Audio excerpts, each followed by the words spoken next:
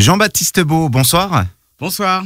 Vous êtes conseiller régional en Auvergne-Rhône-Alpes et candidat aux prochaines élections municipales de Thonon sur la liste Nouvelle Ère.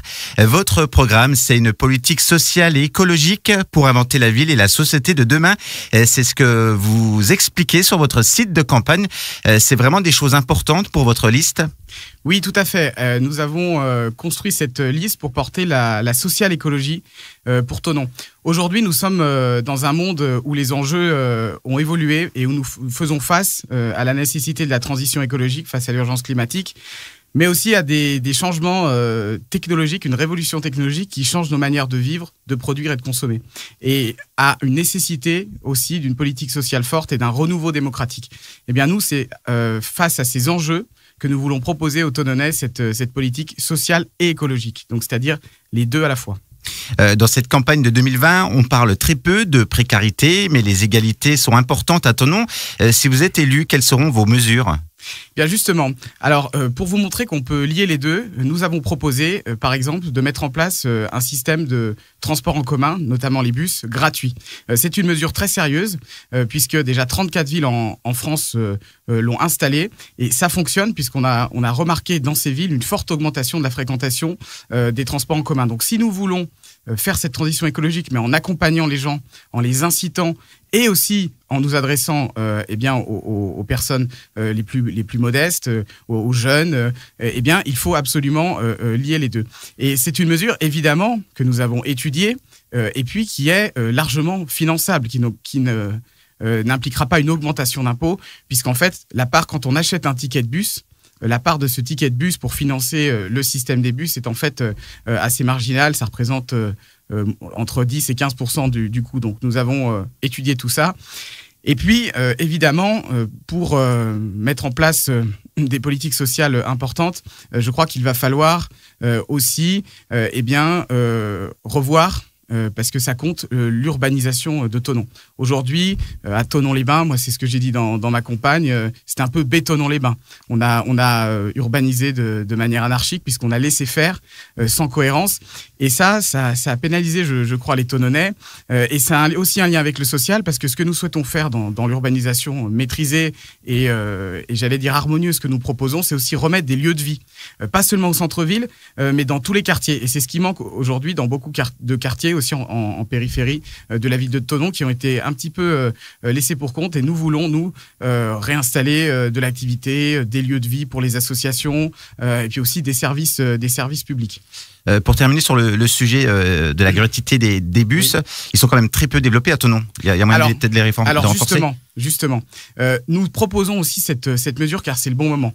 Vous savez que c'est une compétence aujourd'hui qui dépend aussi de l'agglomération, mais aussi de la communauté de communes du Pays d'Évian, puisque le réseau est étendu, et que la délégation de services publics, c'est-à-dire on délègue ce service de bus à un prestataire privé, elle arrive bientôt à échéance. Donc on va la renégocier à l'agglomération. Et donc c'est le moment de renégocier des meilleures conditions, d'instaurer cette gratuité, mais aussi d'instaurer un réseau de bus plus performant. Et c'est très important puisque vous savez que l'agglo à Thonon est récente.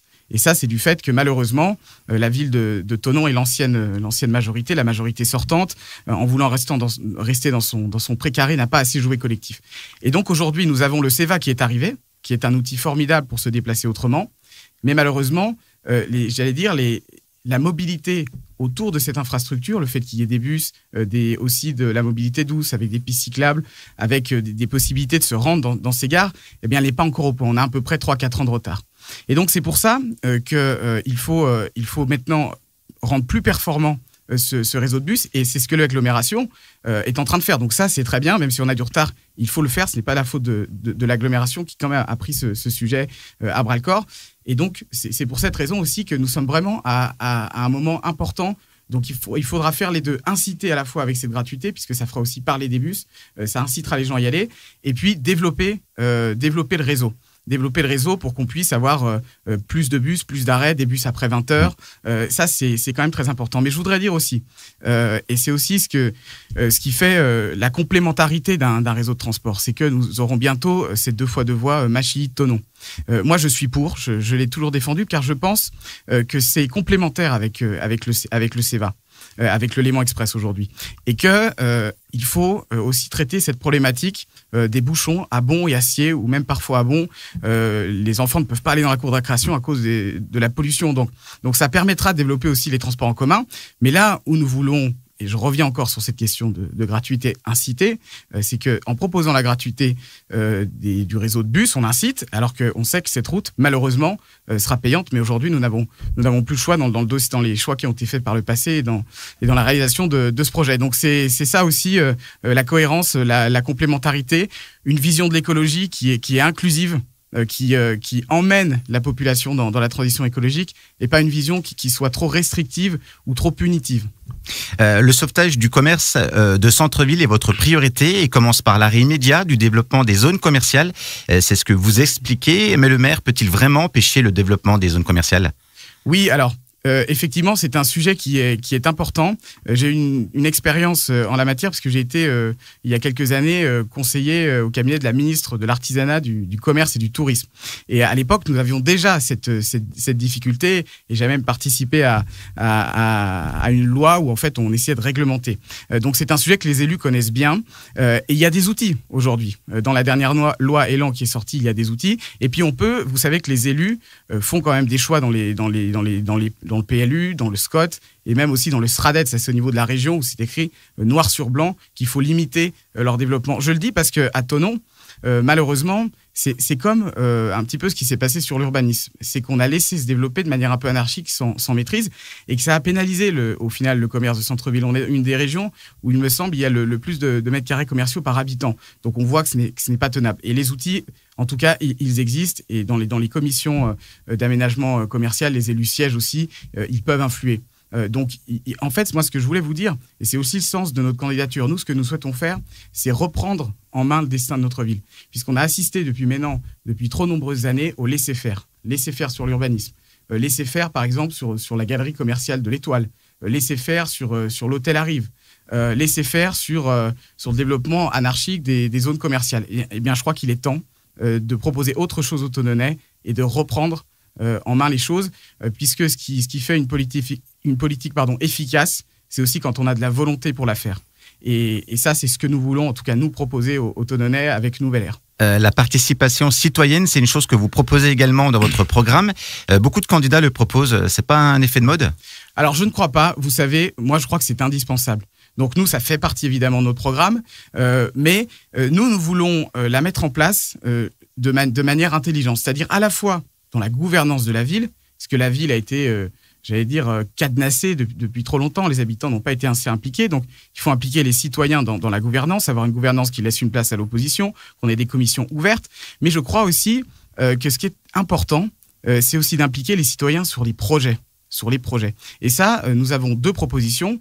Nous souhaitons faire de la galerie de l'Étoile un tiers-lieu, c'est-à-dire un lieu où nous aurons à la fois des espaces de coworking, des espaces pour les jeunes entrepreneurs, mais aussi où pourront se côtoyer des lieux pour les associations, aussi pour la culture. Et c'est cette mixité que nous allons développer qui va redonner une dynamique aussi en lien avec la jeunesse.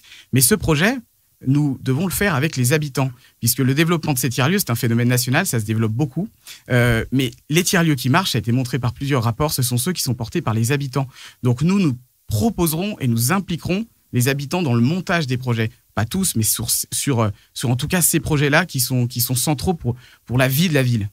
Votre liste est de divers gauche, sans étiquette. Vous pouvez nous présenter quelques noms des personnes qui forment cette liste ? Oui, tout à fait. Alors, je vais vous expliquer pourquoi notre liste est sans étiquette. Alors, moi, je suis PS, donc je suis de gauche. Et nous avons fait une liste divers gauche, puisque la majorité des gens des personnes de notre liste n'ont pas d'étiquette politique.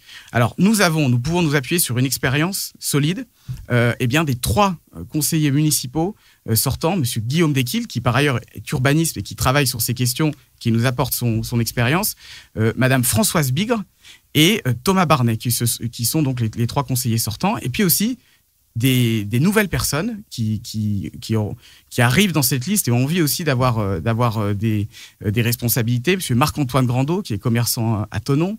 Monsieur Julien Lozano, qui est actif dans le club de foot et dans le sport depuis des années. Monsieur Didier Charassin, qui est responsable de la psychiatrie dans le Chablais. Madame Joëlle Escribano, aussi dans la santé. Sophie Paradander, justement une jeune femme qui est impliquée, qui est chef d'une entreprise dans le numérique, et c'est elle qui travaille sur cette question de numérique et du projet de l'Étoile. Et puis aussi des gens qui ont une expérience, qui connaissent Thonon, comme Madame Françoise Chamblat, qui est ancienne inspectrice de l'éducation nationale, et qui donc est une personne qui nous apporte toute son expérience sur l'éducation, la culture, et puis aussi des jeunes. Toutes ces personnes ont entre 30 et 45 ans plus tôt, mais comme moi d'ailleurs, puisque j'ai 32 ans. Par exemple, Mathieu Aimé, qui lui travaille sur l'écologie, et ce sont aussi des personnes qui connaissent très bien Thonon, puisque pour la petite anecdote, j'étais avec lui en maternelle à Thonon. Effectivement. Voilà. Votre programme est très écologique. Un rapprochement est-il possible avec la liste de Madame Charmot? Alors, je vous ai expliqué justement tout à l'heure que nous avons des différences politiques avec Madame Charmot.